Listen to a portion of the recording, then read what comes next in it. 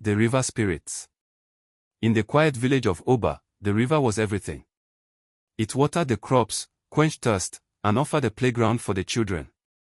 But one fateful day, the river began to rise. Its once gentle waters became wild, swallowing farmlands and even the mighty Iroko tree by its bank. The villagers gathered in fear.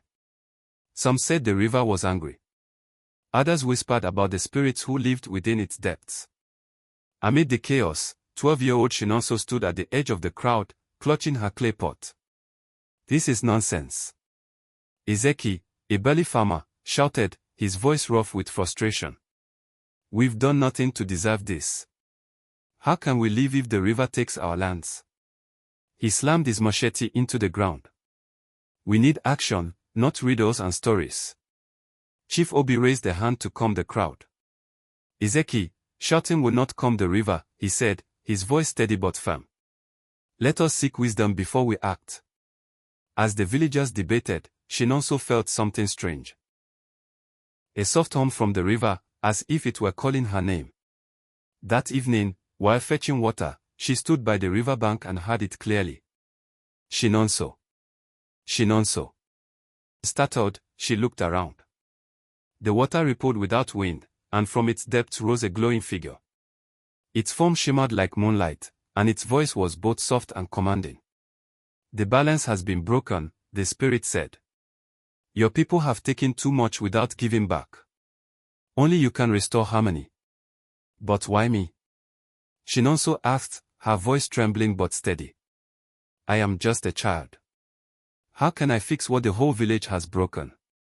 The spirit's gaze softened. "The river listens, and the river remembers. Only those with pure hearts can hear its cry. Journey upriver to the forbidden spring. There, you will find the truth." Shinonso returned home, her thoughts heavy. "Shinonso, my daughter," her mother, Nne Shinonso, whispered, clutching her scarf tightly. "I know your heart is brave, but the world is vast and full of danger. Promise me you will be careful. Promise me you will come back." "I promise, Nne," Shinonso said, hugging her tightly. The next morning, armed with nothing but her courage, Shinonso began her journey. Along the way, she met a wise tortoise resting under a tree.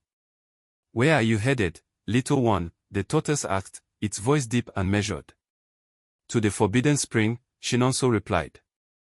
"Slow down, little one," the tortoise said. "The quickest path is not always the safest. Follow me, and I will show you the hidden ways that only the patient can find." With the tortoise as her guide, Shinonso avoided dangerous rapids and wild animals.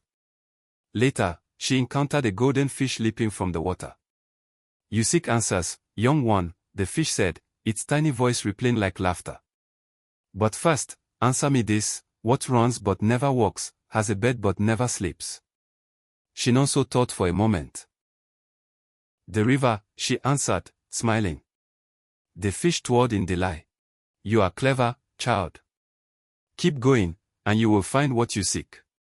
When Shinonso reached the forbidden spring, she gasped. The source of the river's anger lay before her, piles of refuse and uprooted trees dumped carelessly by the villagers. She fell to her knees, tears streaming down her face. "We didn't know," she whispered. The river spirit appeared once more. "The river does not seek revenge. It seeks respect. Tell your people what you have seen. Show them how to restore the balance." Shinonso returned to the village and stood before Chief Obi and the elders. "The river has spoken through me," she said.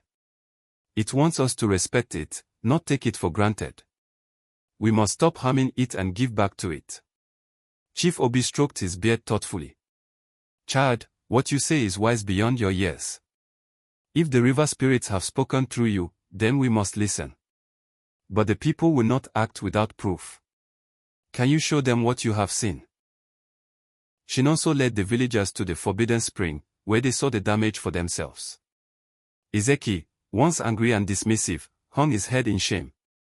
From that day on, the villagers planted trees along the river banks and cleaned the water regularly.